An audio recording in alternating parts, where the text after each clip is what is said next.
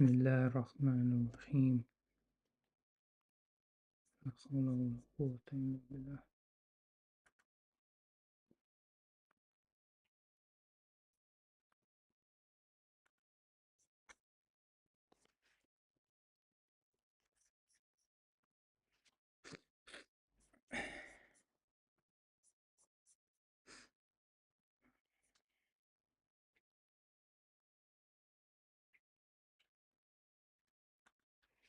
Just testing the sound. Seems to be working fine.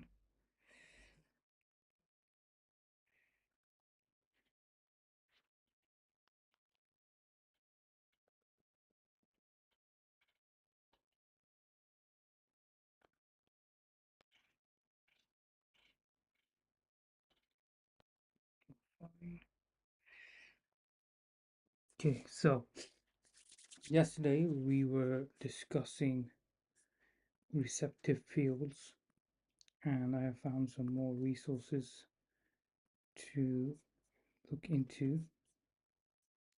So, first one is this book by Nicholas from Neuron to Brain. Is a book from the 90s, but 2012 is the latest edition that you can see.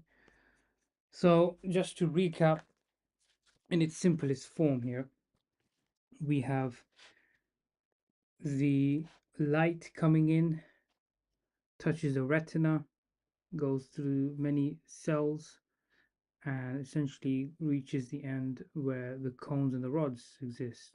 Okay, and receptive field a receptive field is an area on within the vision system where light that is concentrated on specific areas produce the most electric discharge, and that data is then converted into an image. So to give an example, is this one here, right? So this is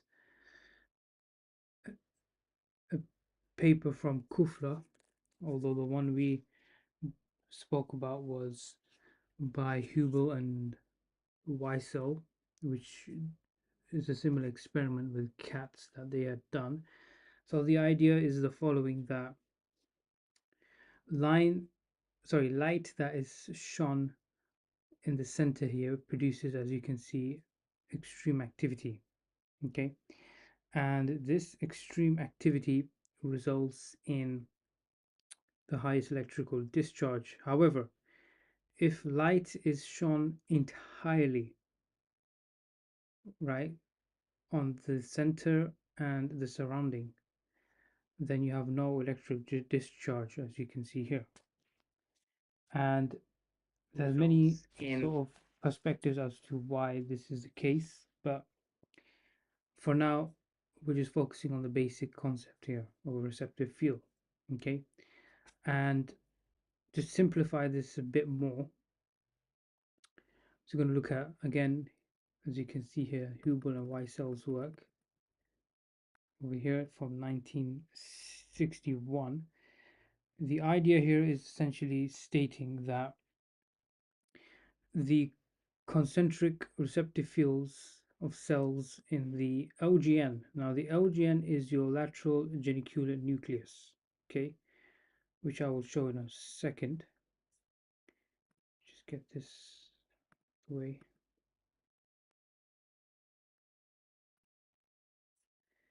Okay, and resemble those of the ganglion cells in the retina, consisting of on-center and off-center types. So on-center is this plus area you can see here. Okay, the reason it's plus because once light hits, the electric discharge is produced. Negative because here nothing is going on. Off center, which is quite fascinating, where the opposite also happens, where light at a particular angle, mind you, is shone. You have no discharge, which is the concentric middle, as you can see here, and then you have the positives, which surround the concentric middle. Okay, so that's the basic concept. So central illumination. Light is shone in the middle, you have high electric discharge. Light is shone around the surrounding, where light is at this angle, as you can see here, no electric discharge. However, if light is shone at the same angle entirely, you have some variable discharge. Okay, so the responses illustrated are from an on-center cell in the cat LGN. That's what I spoke of earlier. The red bar above each record indicates illumination. The central and surround areas antagonize each other, which means discharge each other's effect. So diffuse illumination to the entire receptive field gives only weak response. Okay, but it is less pronounced than in retinal ganglion cells. So the concept is similar in LGN and retinal ganglion cells. Now I spoke of the LGN, which we can explore here. Also, I mentioned angles earlier. That was a bit incorrect of me actually, so I apologize. It was more orientation is what I was speaking of, but mapping is something we will discuss on a later stream. Anyway, so the LGN, here we go, yeah. So this is the hypothesis, this is the idea, okay? This is the most basic form of understanding what a receptive field is, how it works as well. So this is your cortical cell, meaning cell that exists in the brain. Excitation, this is where a cell is excited, in this case by light waves. Now, of course, in quantum physics, there are varying viewpoints where is light a particle or is it a wave, right? But for the sake of this particular stream, we're just gonna refer to light as a wave rather than a particle in itself. I am of the opinion that it can be both, because in quantum physics you have the non-observer effect, where if you look at a particle, it behaves differently as compared to if you don't look at that particle. And the double slit experiment is an example. But in any case, then you have the LGN, which has lateral geniculate cells. These cells are then linked to the striate cortex, which is the back of the brain, where the V1 area exists. So it looks more or less like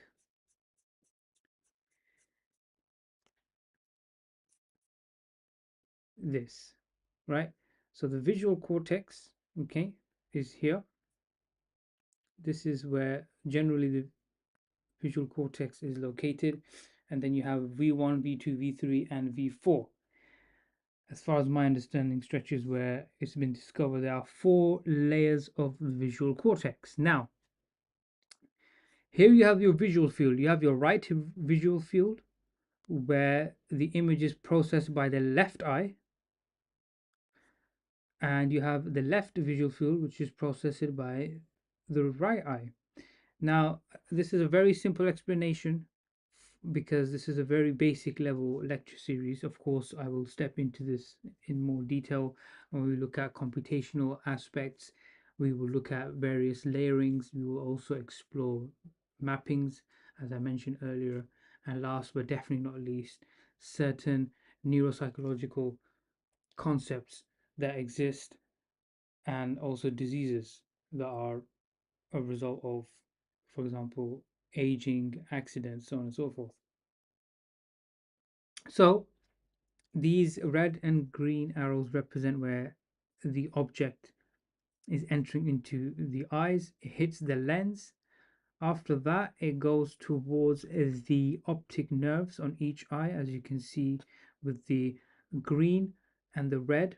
So this is corresponding to the object that's being observed. Then you have the optic chiasm.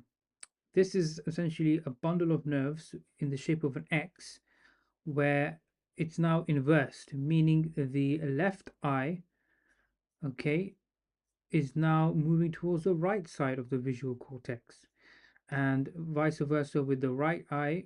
moving towards the left side of the visual cortex. Then you have the lateral geniculate nucleus, okay, which I will show in a moment. It has different layers, and each layer corresponds to various cellular pathways. You have the parvocellular, the magnocellular, and the canocellular, which I will briefly touch on in a second here.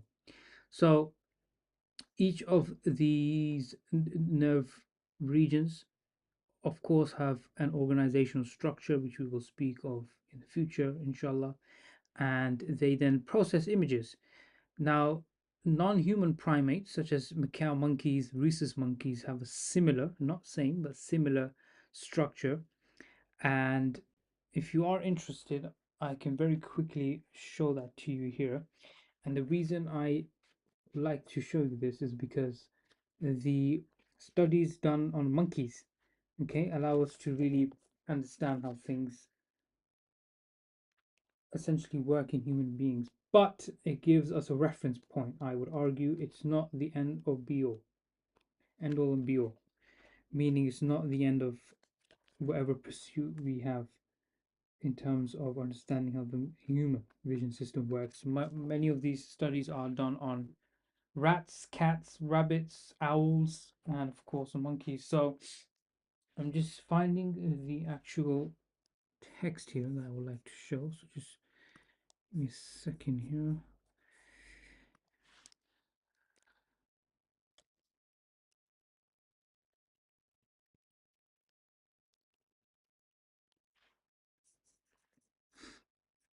Okay, it should be this one here. Yeah, okay.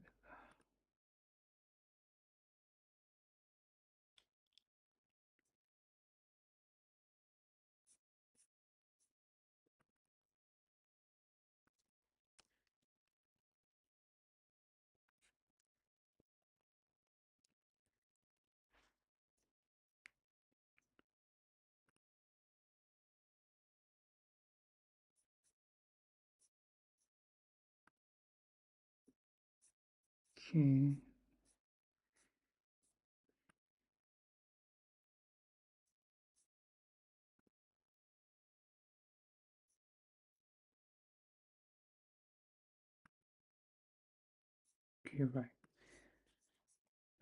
Let's check this here.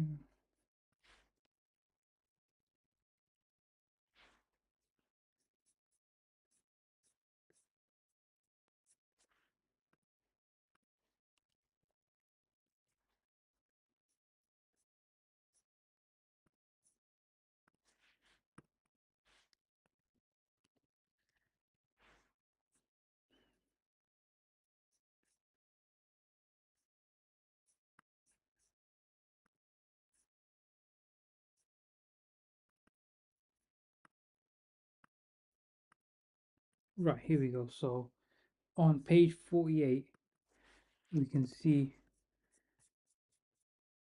similar mechanism that was, you can say, discovered. So as you can see as well here, the optic chiasm here becomes an X, and these tracks lead to LGN, which exists on both sides. And then you have the V1, which is a primary visual area here. Okay, so as you can see, this and this share similar, striking similarities, right? So the LGN, which I spoke of, which is a lateral geniculate nucleus. Geniculate is a Latin, I believe, for bent knee, because this structure looks like your leg when it's bent. Okay, actually, here it is. Look, geniculate means bent like a knee. Anyway, so there's six principal main layers here. Okay, so dorsal, and you have the medial. Dorsal means upper, medial towards the middle to down to the bottom. Okay, and six major layers. So parvocellular, as I mentioned earlier, deals with 3, 4, 5, 6. Then magnocellular is M1, M2,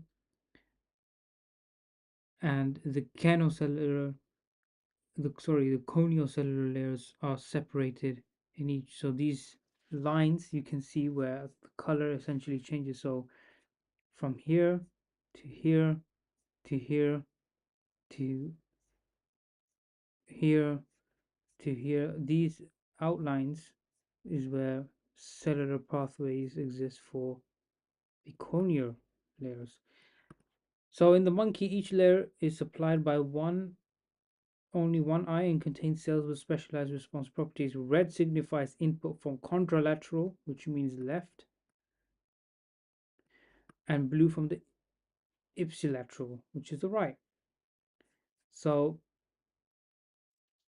this is again a general description of what we were looking at yesterday, right?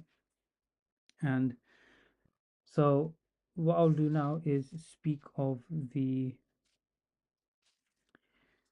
projective fields, okay? And the projective fields are a fairly new idea and a fairly contentious one, mind you, because I've only found one researcher that's been speaking about this guy called Sejnowski, right? Very influential in the neuroscience of vision. So let me just quickly fix one thing here.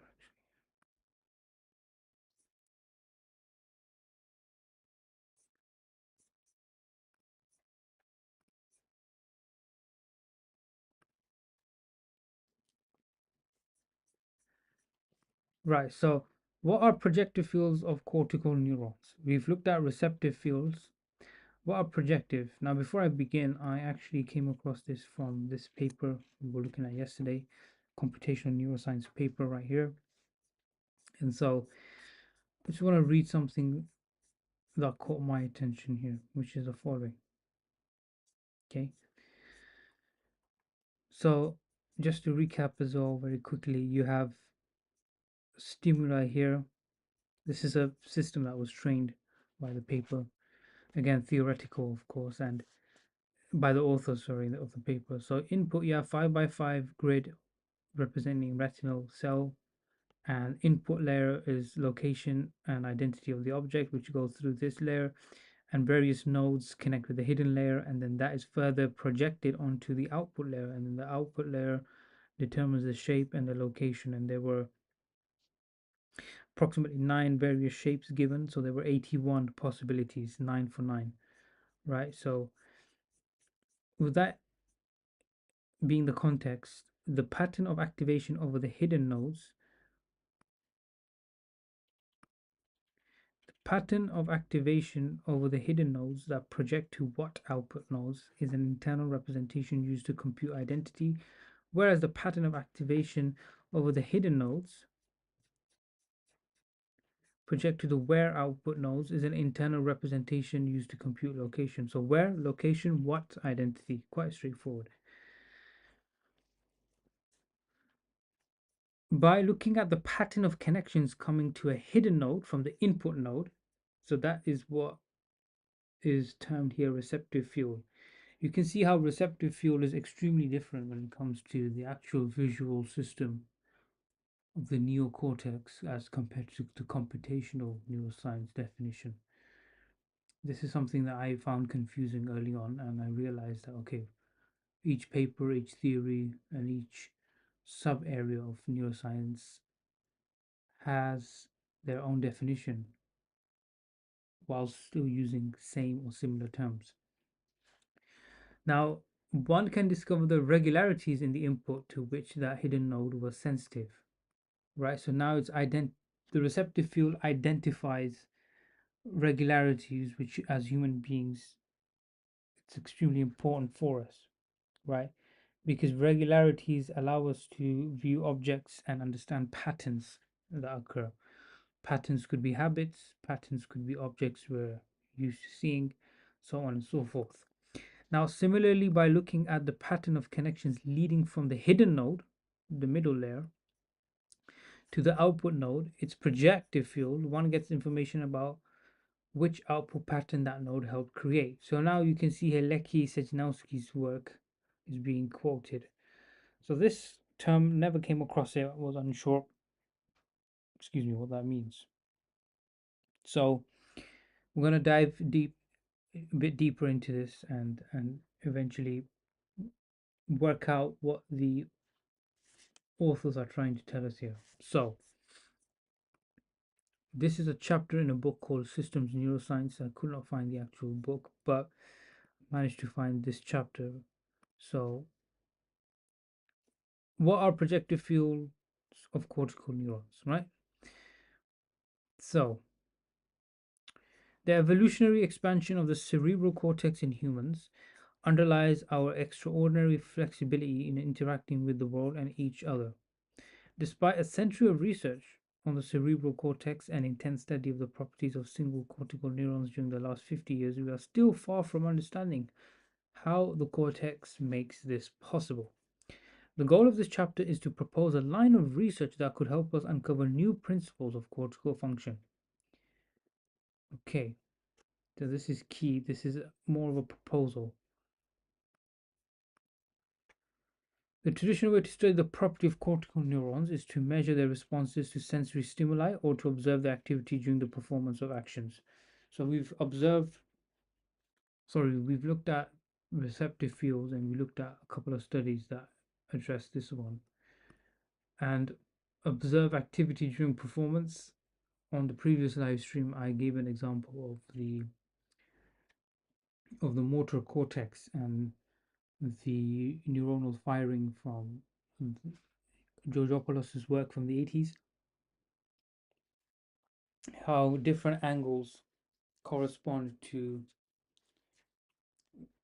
different neuronal firings. So that is actually very key in understanding. In fact, at some point in the future, I'm going to speak about signal processing, and signal processing is extremely important because signal processing allows us to understand a signal that is sent to part A of the brain, how part A analyzes, filters through, and can bring about data which is of use in terms of understanding diseases, understanding how to improve vision, so on and so forth. And what's interesting is this part of neuroscience was developed by radar scientists, so scientists who study and develop radars for submarines and fighter planes back in World War II.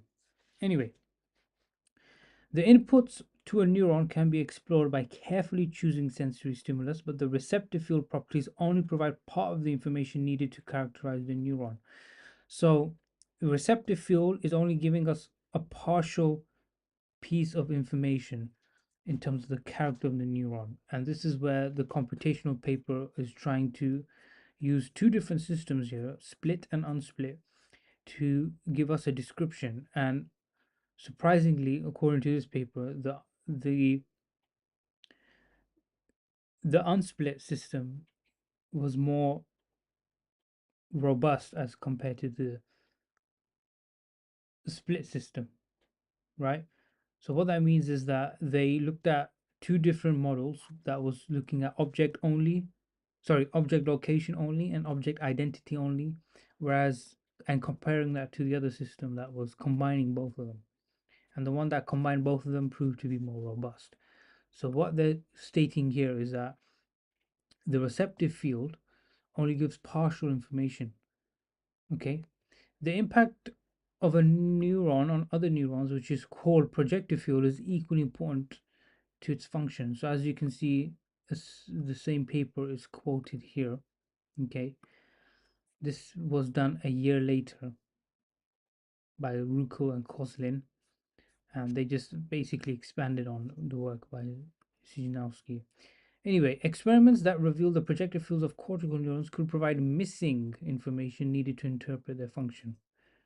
So this is another example of how science is never perfect. There seems to be missing information in the most simplest of systems, which is a visual system, generally speaking. Now, cortical neurons do not act individually but in concert with other neurons in widely separated areas of the cortex. Moreover, the cortex has reciprocal connections with the thalamus. Thalamus is another major cortical structure which filters all sensory information that reaches the cortex and is essential in understanding its function. Communication between different parts of the cortex involves the transmission as well as the reception of information. Thus, the goal of uncovering projective fields of tightly interacting neurons would complement knowledge we now have of the receptive fields. So now it seems that the paper opened up with projective fields addressing the other bit of information that's left over by receptive fields, and now they're stating it could be also a complementary piece of knowledge. So it seems to have a dual function here. Maybe, maybe not. Let's see. What is the receptive field of a neuron? Well, I guess we're going to go through this for a third time, but it's okay. And it's good because the receptive field is a major part of the visual system. Without this, you can't understand anything really. The concept of receptive field is central to understanding the response properties of sensory neurons. It grew out of early studies on sensory receptors by Sherrington. I believe Sherrington was from England, could be wrong, in which he defined an adequate stimulus as one that causes the receptor to respond in a specific manner, such as light for photoreceptors, and the receptive field of the receptor as a spatial region of the sensory surface over which the adequate stimulus generates a response. So, in simpler terms, a good enough piece of data that is or something that is shown to your eyes that can generate a response is extremely important for this receptive field to even be understood. The receptive field of a central neuron is an extension of this concept and is defined as the region of the sensory surface which, when stimulated by an adequate stimulus, produces an excitatory response, meaning a strong electric discharge. Okay, the stimulus that elicits the strongest response is used to define the trigger feature of the cell, which has led to the view of cortical cells as features detectors. So, what this means is that any piece of data, or in other words, an object that is shown to your eye, which in the context of this makes your photoreceptors discharge a strong electrical strong electrical activity, that is considered a trigger, and that trigger is then definitionally seen as something that is a feature detector of cortical cells. So, to give an example, the easiest example to give here is that the door that's in your house, all doors have hinges. So, hinges are typically two to three devices. One is drilled into the framing of the door entrance, usually on a piece of wood, or it could be metal as well, but usually is wood. And then your door is attached, the other side is drilled, and that allows you to open and close your door. And obviously, you have the function of a handle. Now, all doors are not the same, they're different colors, different materials, handles are different sizes and different materials as well. But what is principally the same is the hinges on the door. So, the behavior of the hinges opening and closing is a feature of the door. A door cannot be a door without the hinges, otherwise, it's a piece of wood that is unable to fit into the space you've created for the door. So the hinges is a feature of the door. Likewise, the response from the stimulus that triggers the cell, that stimulus is that stimulus which triggers a particular area of the cell is a feature of that cell. Therefore, that particular area is a feature detector. It's a bit complicated, but that's the simplest way I can explain it using the door example. So the receptive field continues to be highly relevant for current experimental studies of the cortex, but it has evolved over the years as we have learned more about cortical neurons, right? First, the response to the presentation of a sensory stimulus is not purely passive, as previously assumed. The response can be modulated by attention and reward expectation. So, attention is similar to fixation, reward, expectation. I'm not exactly sure what is meant in this context. I guess it's where you are expecting the conclusion of an action you've done in a positive way. So that expectation, that idea of, oh, I'm about to get what I want,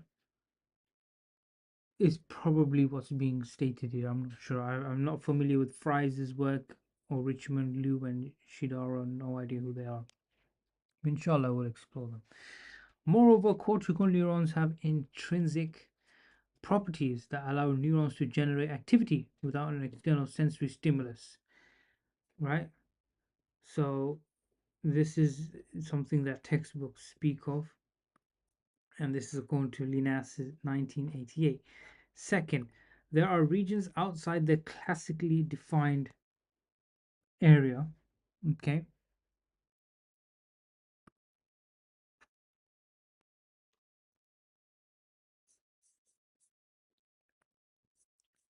Oops, sorry. Second, there are regions outside the classically defined receptive field that can modulate the response of the cell.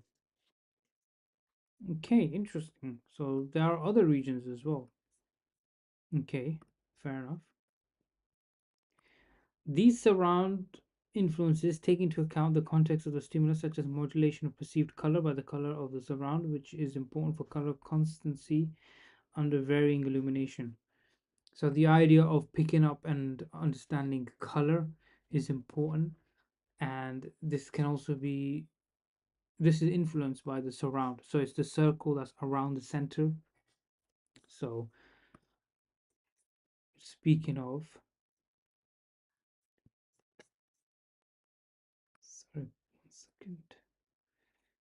Speaking of this bit here, this is the surround, and this white portion here is a concentric middle, right?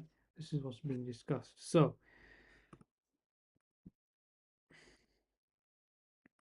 it's also fascinating. I would like to look into this as well. So the receptive field, as modified by recent discoveries, is still used today to experimentally characterize cortical neurons. Knowing the receptive field properties of a neuron helps to understand its possible function in the brain. For example, a neuron that has a visual receptive field prefers vertical edges, presumably has a function that is visual and is related in some way to analyzing vertical edges. However, knowing only the receptive field of a neuron is not sufficient to conclude what its function is in the brain. I agree. So you have to be extremely, extremely specific when looking at cortical neurons and the receptive field's function in not only the general sense but also in the specific properties of what's being observed. For example, vertical edges, so like a straight line. What is the projective field of a neuron? Right, okay, so now we're going to the main aspect that we're interested in here. Okay,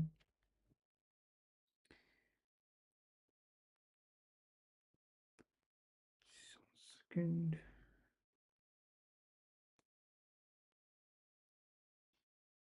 Just trying to actually check if there are any questions.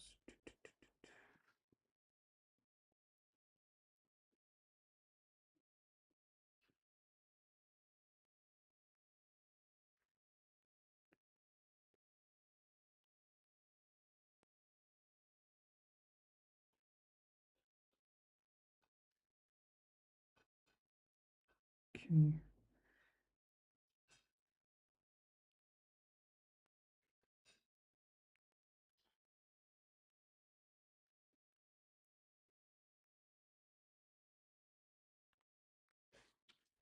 Right, so let's get rid of this bar on the side.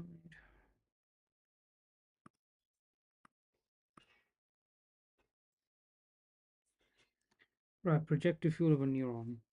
The focus of this chapter is on properties of a neuron that are complementary to those that characterize the receptive field. In addition to knowing what stimulus excites a neuron, it is equally important to know what the impact of that neuron has on downstream targets. Okay, so that's the key aspect of this whole idea of projective field is not the initial interaction between light and the receptive field, but what happens as things go down.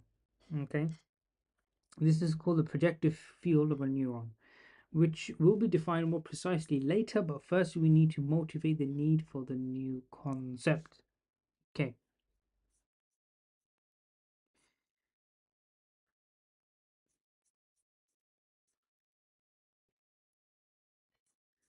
so now this is talking about history.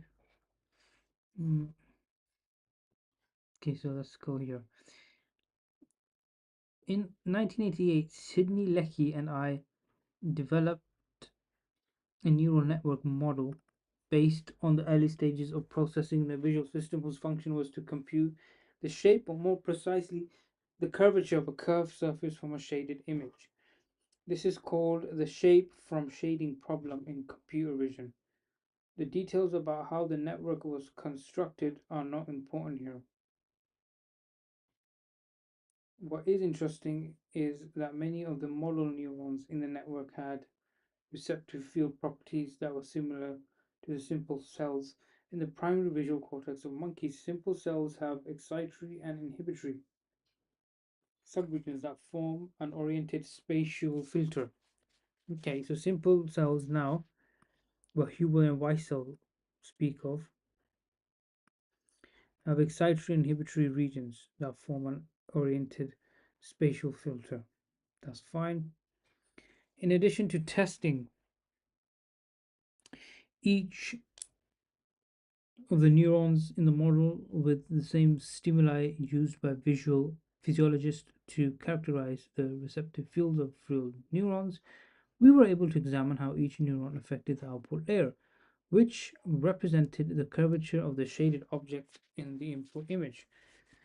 Some of the model neurons that resembled simple cells were indeed behaving like a filter and provided information about the orientation of the curved surface. However, others had an entirely different function and instead served as detectors for the direction of the illumination and sign of the curvature. They tended to have a bimodal distribution of firing rates at either low or high rates of firing. The shape from shading network model demonstrated first that the visual system was capable of performing this computation, and second, that it was not possible to deduce the function of a neuron solely from its receptive field properties. Okay, interesting. In addition, the connections of the neuron to the output were also needed, which we call projective field of the neuron. So yeah, this is similar term again being defined here as it was defined here, right? Really interesting stuff here. So the idea again is looking at the shape from shading problem, right? Where it was difficult to understand curvature and shade and shape, which is interesting because you will never really, generally speaking, think that the brain or even a computational model will have set issues of this kind. Anyway, in retrospect, it is obvious that a neuron without any output cannot have a computational function, and that the same neuron can have more than one function depending on where it projects and what that information is used for. This raises the interesting question of how to experimentally determine the projective field of neurons in different parts of the brain, and whether this will provide further insight into the functions of single neurons. This chapter is an exploration of this question. Interesting. Okay. How can a projective field of a neuron be measured? This is important. You've identified it, but how are you going to measure it to confirm said identity? Okay.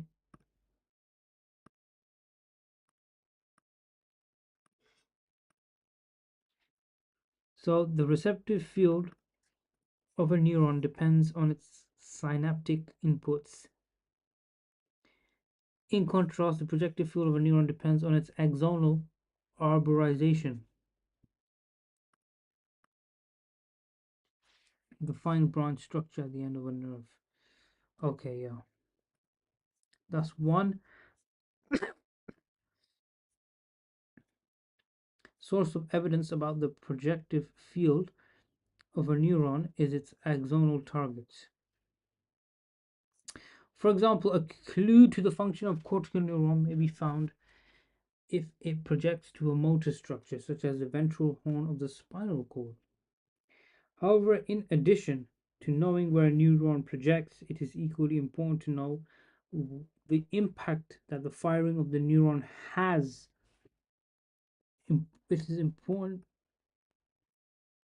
impact firing neuron has on the downstream target neurons. This aspect of neural function can be approached with stimulation techniques. Okay, interesting.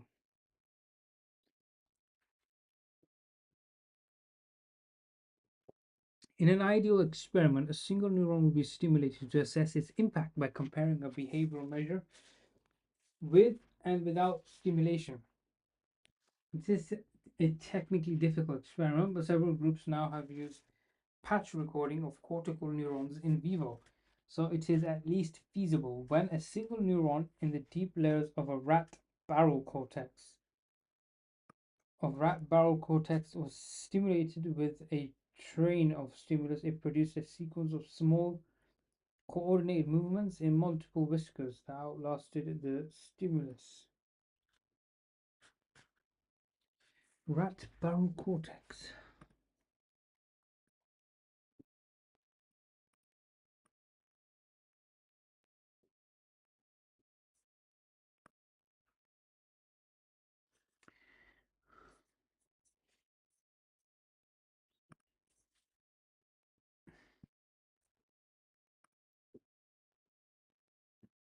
Barrel cortex is a somatosensory cortex that is identifiable in some species of rodents and species of at least two other orders.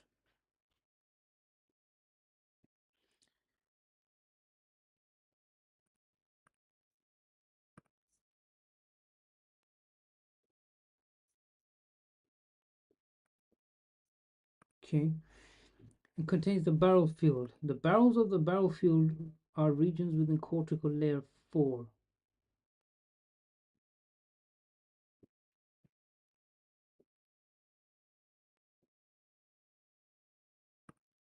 Cortical layer IV.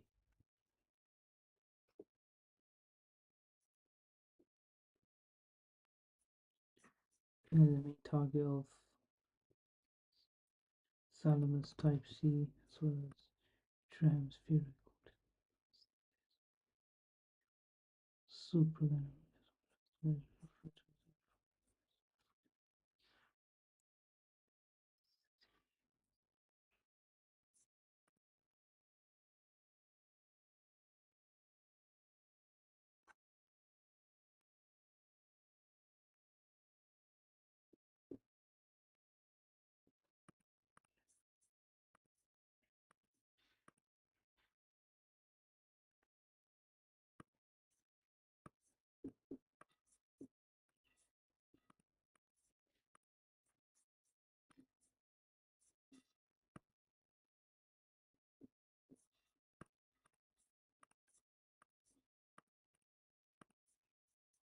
Okay.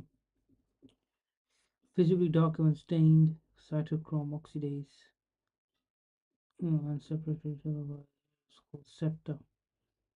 These dark staining regions are a major target for somatosensory inputs from thalamus, and each barrel corresponds to a region of the body. Due to this distinctive cellular structure, organization, and functional significance, the barrel cortex is a useful tool to understand cortical processing and has played an important role in neuroscience. Okay, interesting.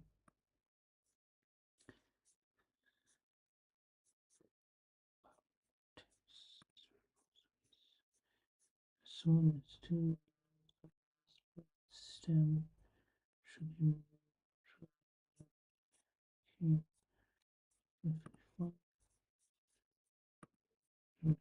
spiral cortex here.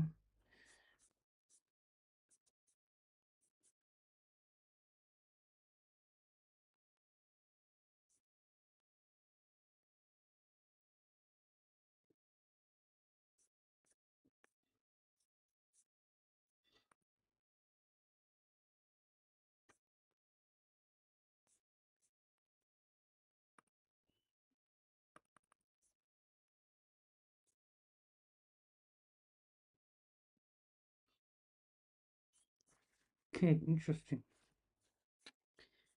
Okay, nice. So when a single neuron, the deep layer of rapid is stimulated with a train of stimulus in the thalamus, produces a sequence of small quantity movements in multiple stimulus.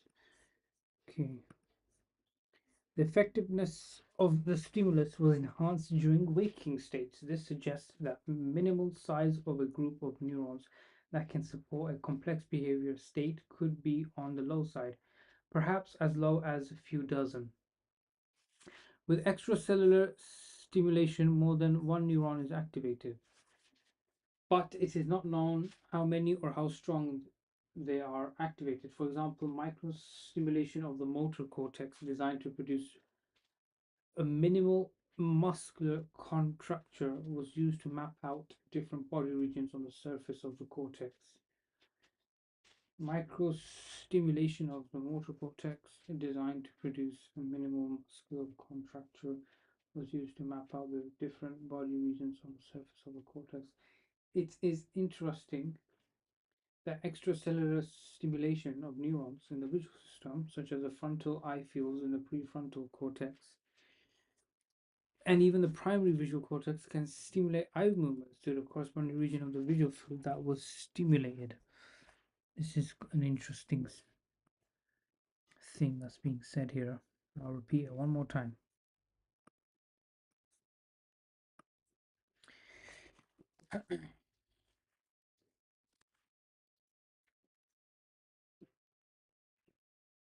It is interesting that the extracellular stimulation of neurons in the visual system, such as the frontal eye fields and prefrontal cortex, and even the primary visual cortex, can stimulate eye movements to the corresponding region of the visual field that was stimulated. Okay. More recently, extracellular stimulation of parts of the visual cortex of awake monkeys has been used to alter their perceptual judgment. In visual area MT, with neurons that correspond selectively to the direction of motion, electrical stimulation can bias the monkey to respond in the preferred direction of the neurons in the column that is being stimulated. Okay, so extracellular stimulation of parts of the visual cortex of awake monkeys has been used to alter their perceptual judgment. Hmm, sounds familiar in today's day and age with smartphones, I would say. In visual area MT, with neurons that respond selectively to the direction of motion, electrical stimulation can bias the monkey to respond in the preferred direction of the neurons in the column that is being stimulated. In visual area MT, with neurons that respond selectively to the direction to the can bias them to respond in the preferred direction. Very interesting.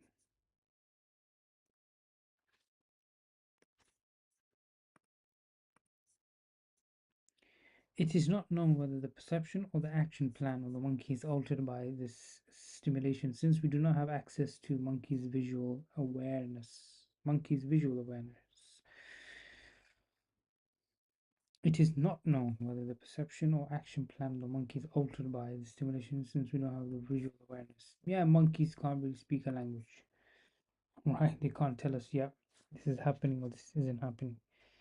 It's more or less impossible to do, to find out.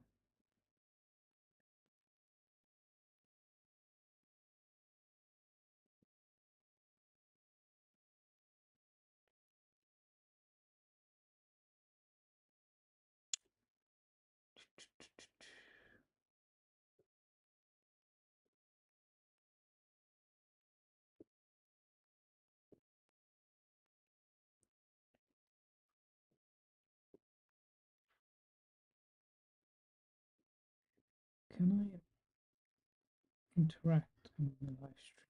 Let's check something.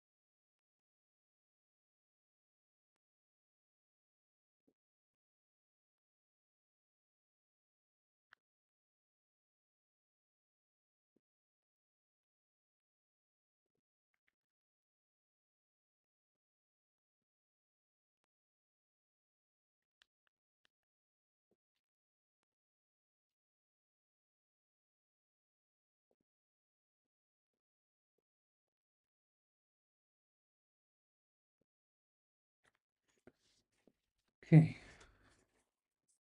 perhaps the most dramatic example of the impact of stimulating cortical neurons occurs in humans during brain surgery to prevent epilepsy. Electrical stimulation was used to map out cortical regions needed to be spared during surgical resection of the language areas. Stimulation cortical areas in every patient sometimes involves sensory perception and vivid recollection of past events. When electrical stimulation recalls the past, the patient has some of them called flashback. He seems to relive some previous period of time in which he was conscious in the previous period. It is as though the stream of consciousness were flowing again as they did once in the past.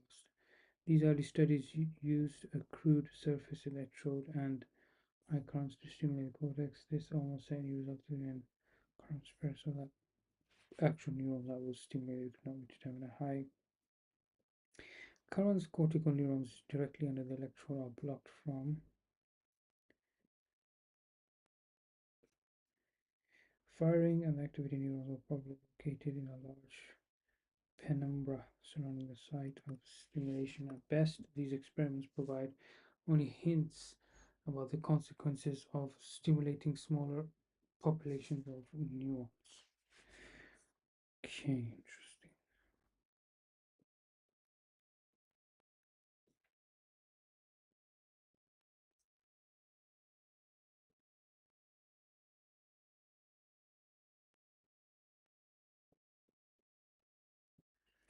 During an operation to cut out the epileptic focus, different parts of the cortex are stimulated to identify speech areas. In this patient, brain is exposed over the left temporal lobe and numbered tickets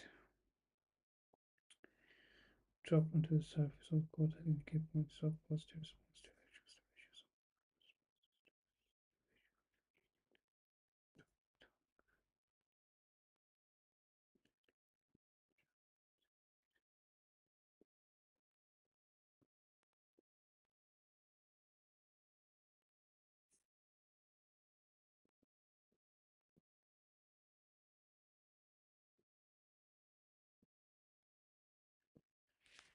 Interesting. Okay.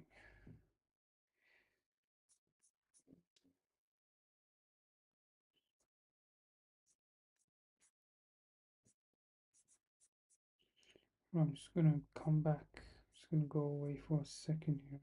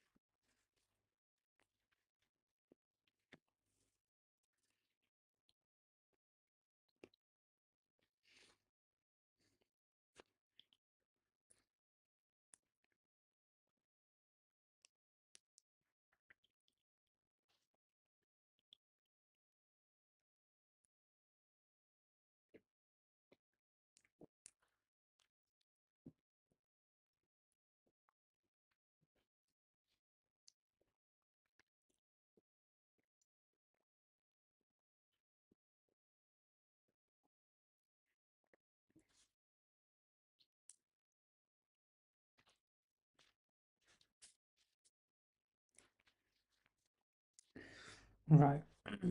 So, projective fields in the motor cortex. Ideally, the stimulus strength and duration should not be too low or too high in order to recruit assemblies of neurons, typical of those that are active during normal brain states. In the study of neurons in the motor cortex, Graziano, Taylor, and Moore explored the impact of stimulating neurons in the motor cortex on monkeys with trains of stimuli similar in frequency and duration to the activity recorded in the motor cortex during a limb movement.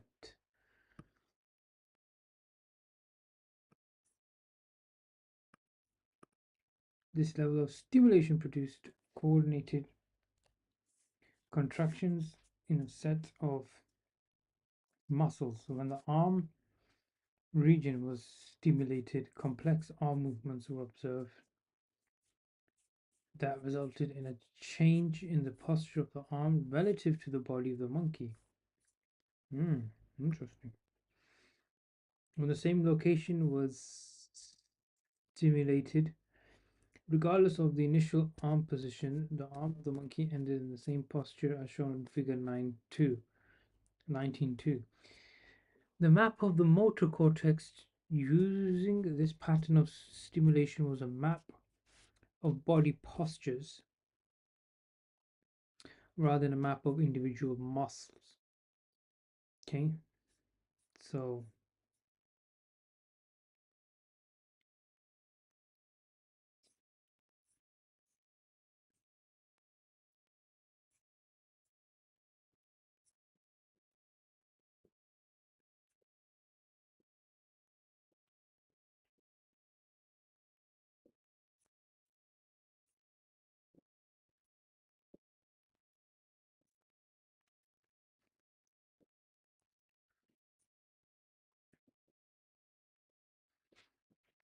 Because many neurons in the same column were stimulated at the same time, it is likely that many other neurons were recruited from brain areas to which these neurons projected.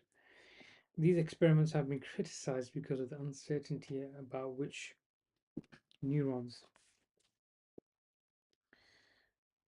which neurons, sorry, because many neurons in the same column were stimulated at the same time, it is likely that many of the neurons recorded from the brain areas to which these neurons projected.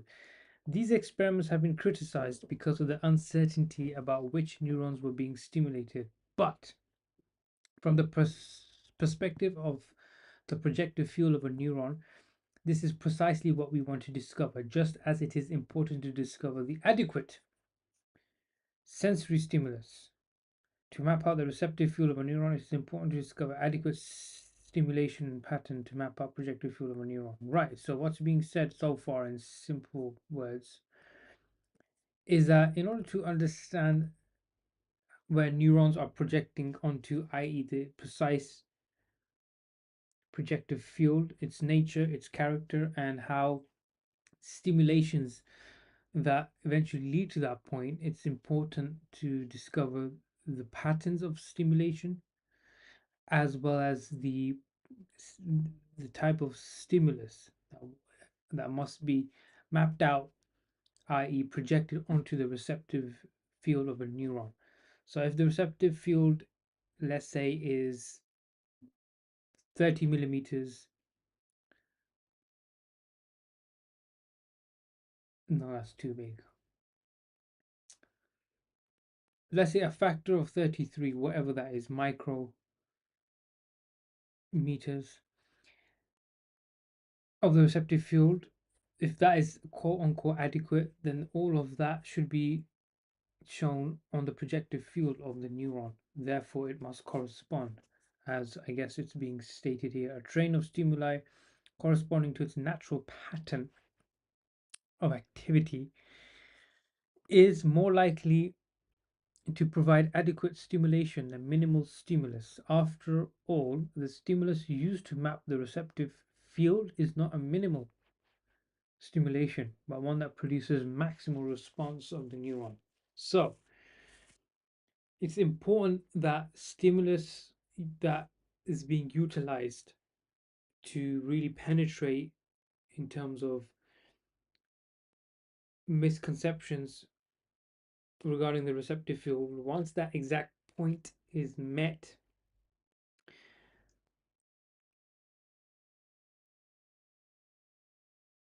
it should not be just a stimulation which is too little or too large. It has to be the one that produces maximum response. Maximum stimulation doesn't necessarily mean maximum response, by the way, which is one of the enigmas of the nervous system.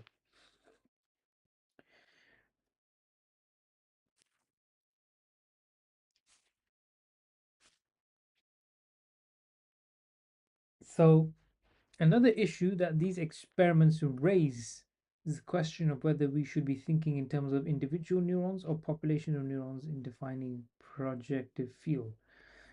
That's interesting because we look at individual cells, neurons, when we're looking at the receptive fields. Okay, so receptive fields, for instance, again, for those who have joined us,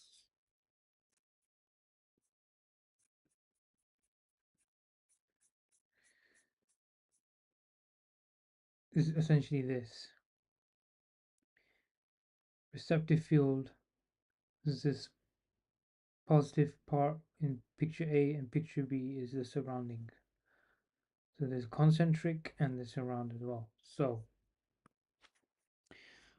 oops. It is rare that a single neuron will fire in a column of neurons in response to sensory stimulus during motor action, so it might be best to focus on the projective field of a network interacting with neurons that typically act together. This is a claim, and there's no reference for this claim. So what I would like to do, of course, is explore this more, because Szymanowski is claiming it is rare that a single neuron will fire in a column of neurons in response to sensory stimulus or during a motor action. So it might be best to focus on the projective field of a network of interacting neurons that typically act together. One of the advantages of columnar architecture that has been observed throughout the cortex is that neurons with similar properties are often located nearby. What's columnar architecture? These are neurons that are so these are neurons in the cortex that have a column-like structure. So quickly search and give you a visual of what I'm trying to say here.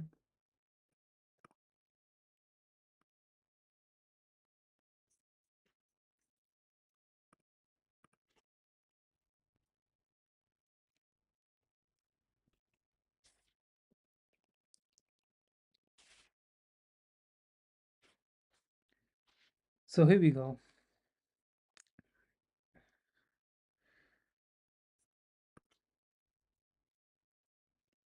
Let's stick with the motor cortex. This is what it looks like.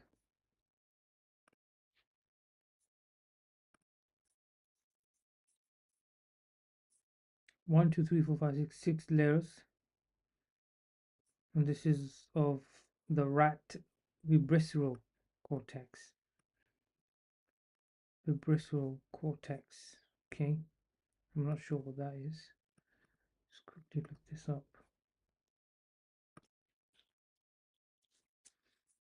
The area of the brain's primary somatosensory cortex that processes information from the rat's whiskers. Ah, interesting. So earlier he spoke of the barrel cortex, and then he instantly after that speaks of the cortex that relates to rats' whiskers. Interesting. So, yeah, here are the column like structures of neurons, which is very, very integral to what we're reading here in terms of projective fields. So, the claim here is that one of the advantages of the columnar architecture that has been observed throughout the cortex is that neurons with similar properties are often located nearby. That is quite fascinating, actually, to know. Okay, so I'm not really going to go through the Penfield project. It's a bit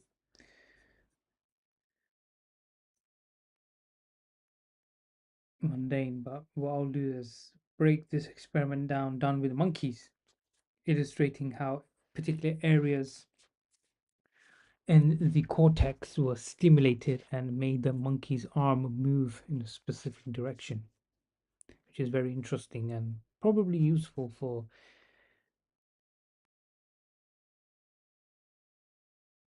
paraplegics and those that suffer from paralysis. So let's read through the figure and then we'll break it down, inshallah. Characteristic postures produced by stimulating different regions of the precentral cortex of a monkey. The magnified view at the bottom shows the locations of the stimulation sites. So A, B, C, D, E, F, G, H. These are sites where electric stimulation was given. The area on the left of the lip of the central sulcus represents, so this portion here, the anterior blank of the sulcus. Stimulation on the right side of the brain caused movements on the left side of the body. Okay, which is that's how it is. It's asymmetrical. For all sites, stimulation trains were presented for 500 milliseconds at 200 hertz, adapted from Graziano, Taylor, and Moore. Right. So what that means is essentially, let me take out my artistic pen here for a second. So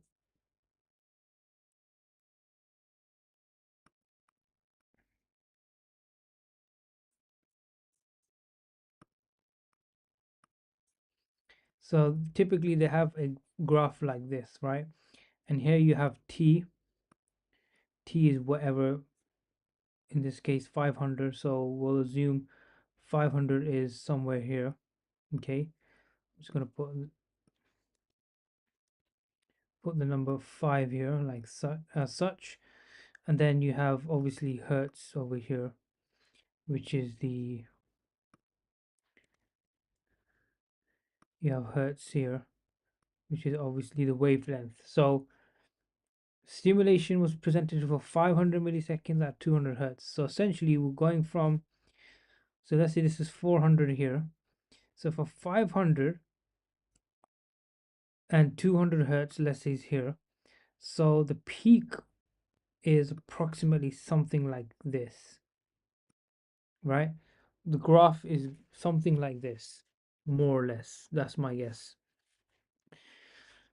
So 200 hertz here in various regions here, which was produced for half a second, 500 milliseconds is half of 1 second, made the monkey's arm move in various directions. Now these dots represent the arm was moving from here to here, okay, and over here and over the head. How do I know this? This was highlighted earlier here. Okay, so very fascinating stuff. Very interesting. So let's just remove this. In fact, I am so curious and I really want to now see it's coming to fruition. Okay, there's different papers mentioned here. So Graziano. Let's see what Graziano has to say. Complex movements. Okay, no worries. I'm gonna go.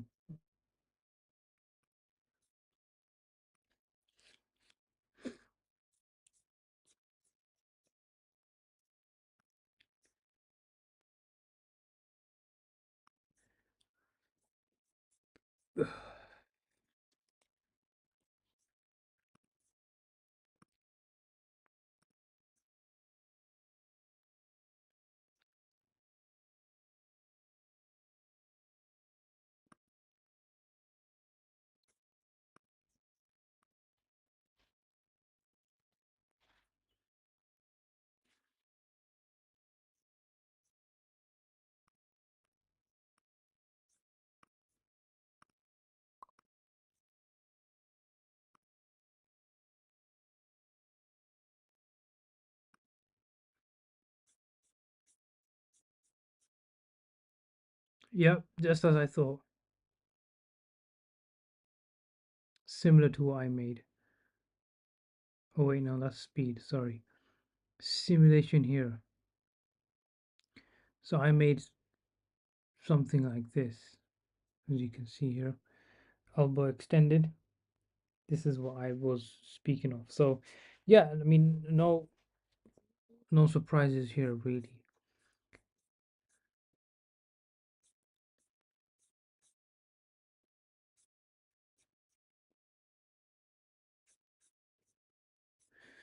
Right, interesting. Okay, so now we're gonna finish up with the mirror neurons. I spoke of mirror neurons on one of my other videos, which I will of course mention here.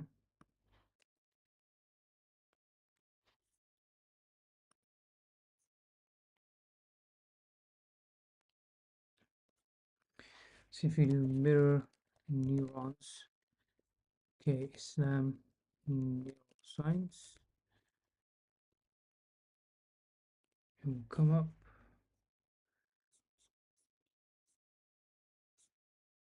here. So this is my video here. I explain the concept of mirror neurons in its simplest form, and here you can obviously discover more about these neurons and understand how they operate. So this was a nice video in terms of me breaking it down as briefly as I possibly could, and obviously I speak of Quranic ayahs mentioned here. So yeah, anyway, so mirror neurons. Is it possible that the receptive and projective fields of a neuron match each other? That's a good question to ask because theoretically they should, right? Something that goes in and lands on something should have the same intensity. But not exactly. That is, what if the sensory stimulus that a neuron responds to is in some way related to the motor output, which is movement, that would be elicited by stimulating this neuron? Such neurons have been found in the prefrontal cortex and other brain areas. These neurons respond when a monkey observes complex actions, such as precise grip of an object, and are also activated when the monkey makes the same action. Yet Rizzolatti, I speak of Rizzolatti's paper in the video, and I would like to actually show that because Rizzolatti, he is the pioneer regarding mirror neurons.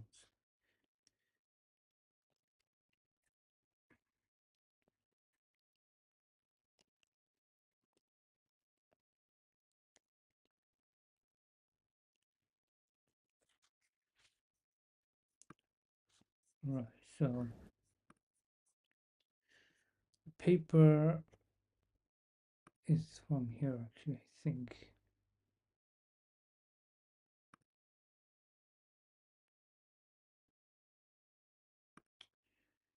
Trying to find it now.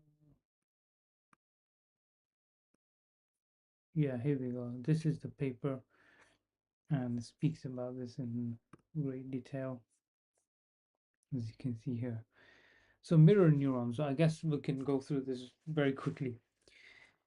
Mirror neurons. There are two classes of visual motor neurons in the monkey's area of F5. Canonical neurons, which respond to the presentation of an object, and mirror neurons, which respond when the object sees object-directed action. In order to be triggered by visual stimuli, mirror neurons require interaction between a biological effector, so that's a hand or a mouth, and an object. And an object obviously naturally has features. The sight of an object alone, of an agent mimicking an action, or of an individual making intransitive gestures are all ineffective. The object significance for the monkey has no obvious influence on the mirror neural response. Grasping a piece of food or a geometric solid produces a response of the same intensity. Fascinating, to say the least.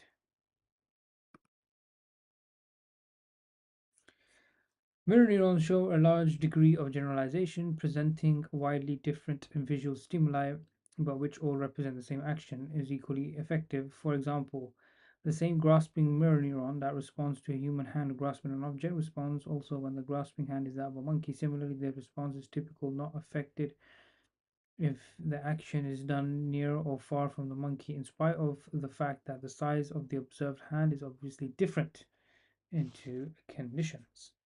Right? This is very basic stuff, mind you. Hopefully, nothing too complex. And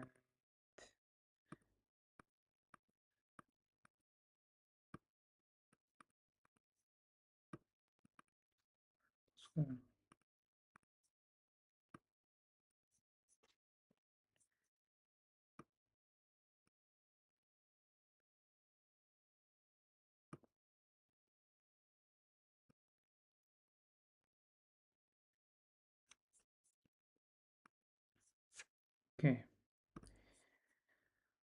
they are called mirror neurons because both the sensory responses and motor correlates match.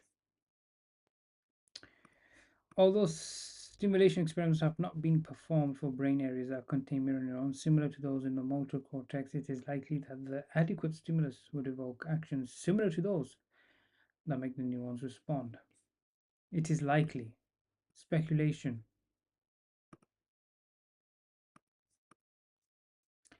Mirror neurons appear to solve the inverse problem. Given a desired goal defined in terms of sensory state, such as reaching for an object, what motor command should be given to achieve this? Another example is the problem of pronouncing words in a foreign language.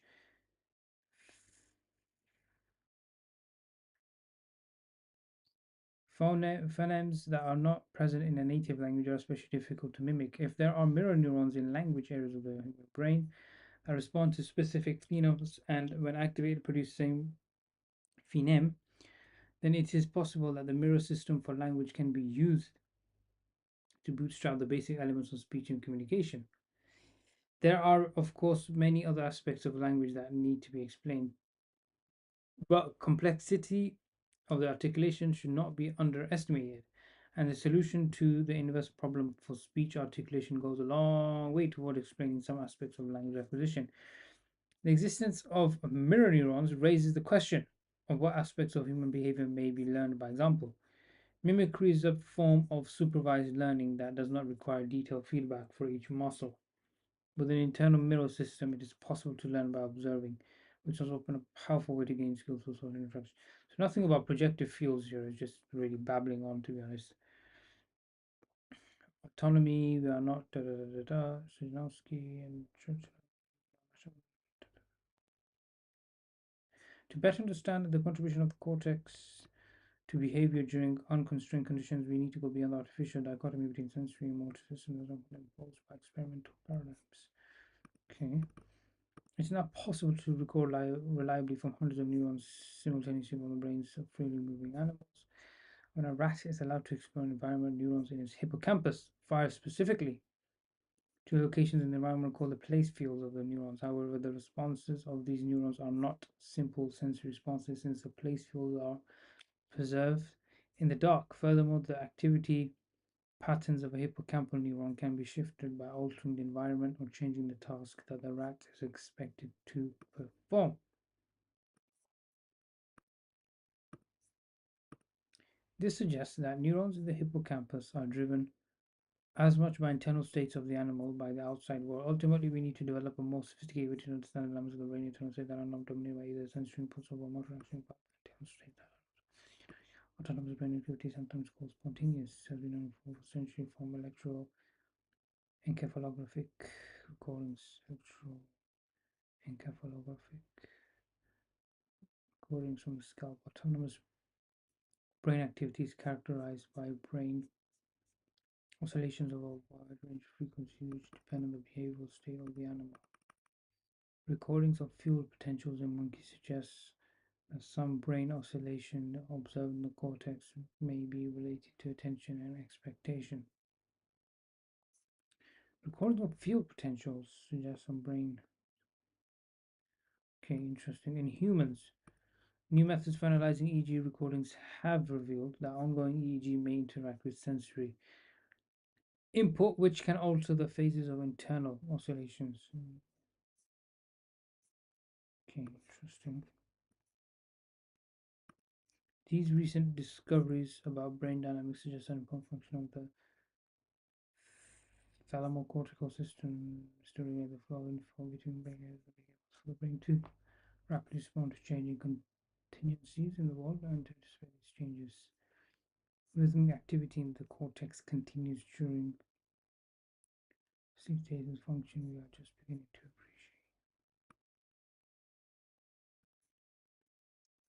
appreciate. Okay.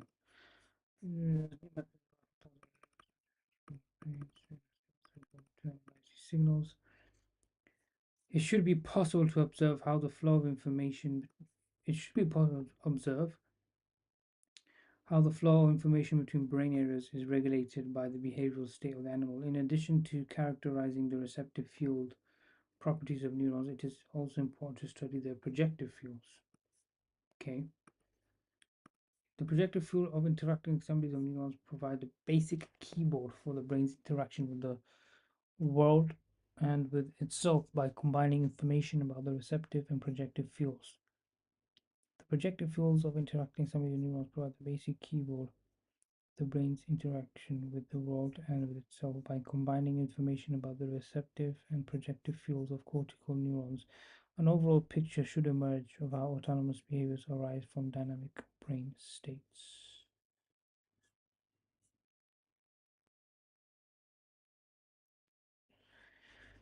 Hmm. So, I mean, we spent over an hour, I would say, so far, trying to understand what's going on here, but really and truly, I'm not impressed. Nothing's been presented, but again, this is just one paper, right? If I was to, for example, go back to the page from where I got this from, if I go, okay, here we go.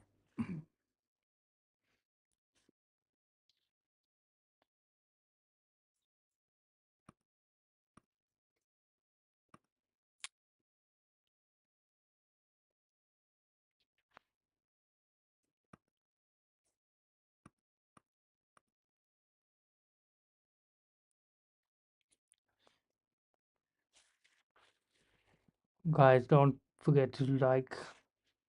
There's one person, Aaron is 7. Thank you for joining the stream. I have a few other folks on the YouTubes. Thank you for joining the stream. Appreciate it, appreciate it, appreciate it.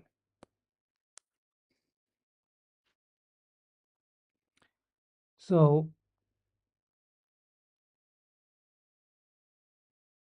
yeah, interesting.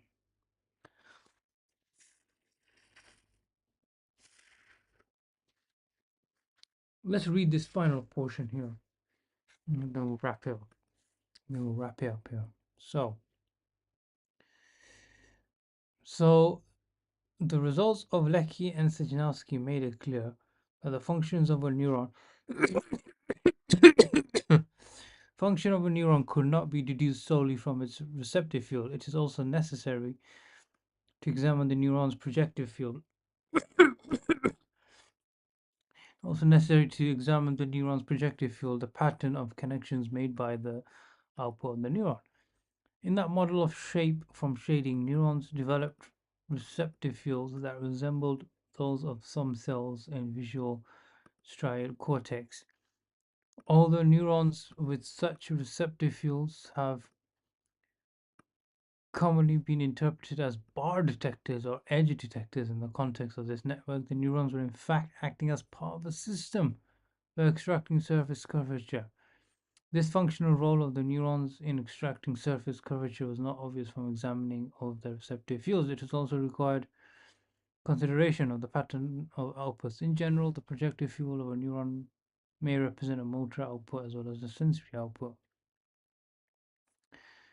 Lecky used the projective field concept to criticize models of visual receptive fields on information theoretic criteria of efficient coding, arguing that what constitutes optimality of a neuron's receptive field should also take into consideration the functionality of the neuron as influenced by its projective field connections. It is possible for a given neuron to project to different distinct population of neurons forming multiple projective fields. In that case, the same neuron with the same receptive field may participate in different functionalities depending on the context provided by those projective fields, none of which might be deduced from the neuron's receptive field. Although the projective field has been presented by a single neuron property, in some cases, it, in some cases, it, in some cases, it may. So there's a typo here.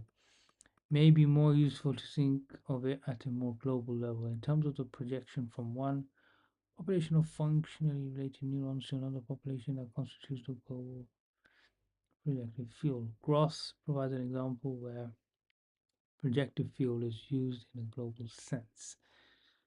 Provides an example where projective field is used in a global sense.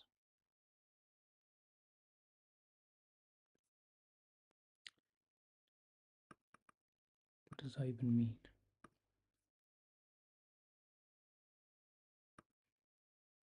Charles Cross Mystery.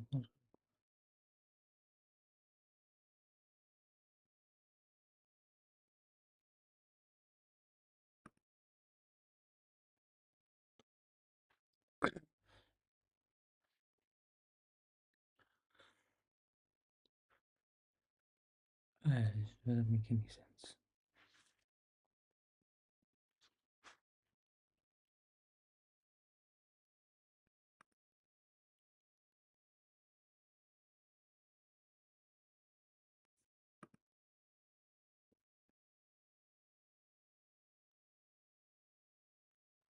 Okay,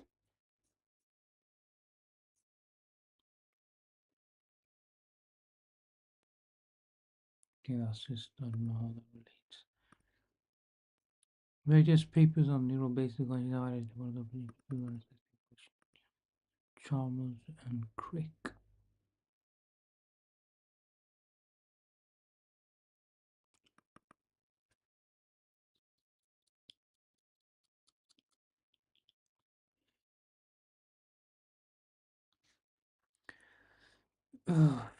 Yeah, I mean,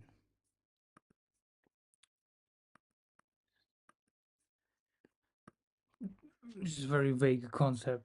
So yeah, that's tonight's discussion. And if there's any questions, feel free to post in the comments. Well, yeah, just before I leave, the next thing I'll be working on, inshallah, will be the organizational aspect of this. So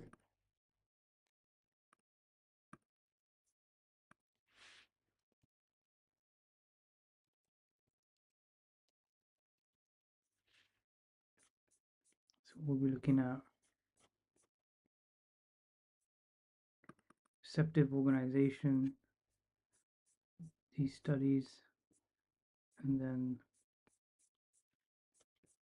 jump into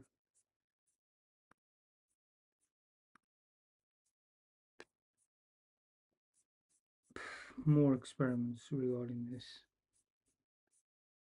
We'll discuss this tomorrow, or today later on, inshallah. And then we'll discuss this as well.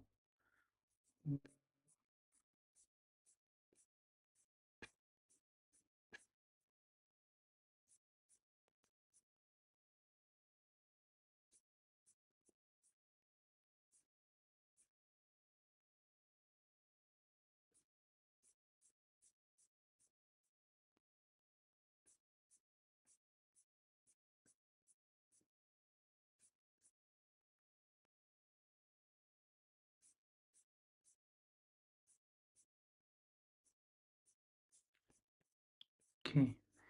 Yeah, so we'll discuss more of this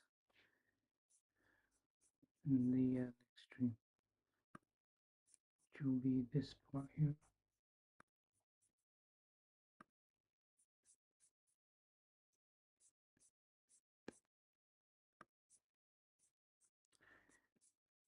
All right. Assalamu alaikum wa rahmatullahi wa barakatuh.